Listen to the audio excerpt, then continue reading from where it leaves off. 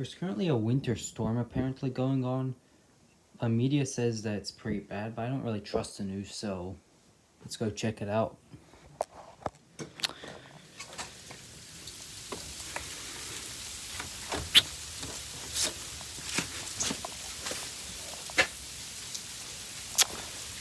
Not gonna lie, It's not that bad. I mean, I'm in shorts, like, not gonna lie.